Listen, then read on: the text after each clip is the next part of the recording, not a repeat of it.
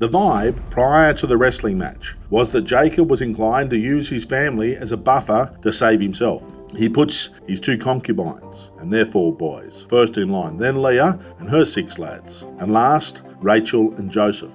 But Jacob then does something unexpected. He walks out in front of them all. Jacob's walk has changed. He limped a few paces towards his brother, then bowed, then a few more paces and bowed again, following this process 7 times. Not worshipping his brother, but showing great respect and honour to him. 7-fold respect. Esau had never seen humility from Jacob. He may never have received respect from his brother. Esau came with 400 warriors, a clear manifestation of his evil intent. But the moment he sees his brother, his anger, his rage, his revenge flees from him. Esau can't believe his eyes. Last time he saw Jacob, he was a 77-year-old bachelor. Now 20 years later, he has 4 wives and 11 boys. I also love that Jacob's family is introduced to his brother in reverse order. Jacob is still pouring his respect and honour upon Esau, smothering him like a thick gravy sauce over a baked Sunday roast. Jacob is so genuinely relieved his brother's anger has melted away. Rather than vengeance, he only sees love now. Keep your animals, Jacob. I have enough. Esau had never been a greedy man.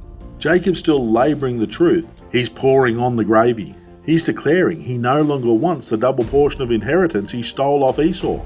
He's admitting his guilt without directly saying as much.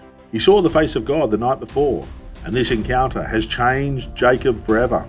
Oh yes, Jacob will still fall into carnal actions, but Jacob now has a new walk. Esau is desperate for Jacob to come to his home so he can show him hospitality in Seir.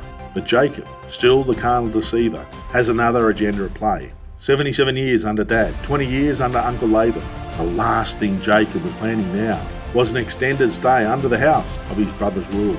It's completely understandable, but Jacob should have been honest with Esau.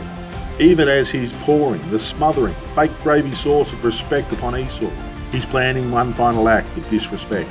He's still Jacob, still the heel grabber, stumbling between his new heavenly walk and his old earthly carnal ways.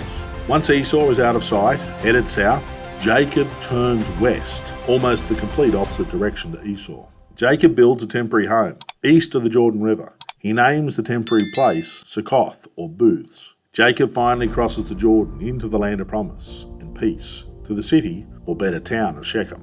It's very strange that Jacob pitched his tent before Shechem rather than going to Bethel, the place where he first met God.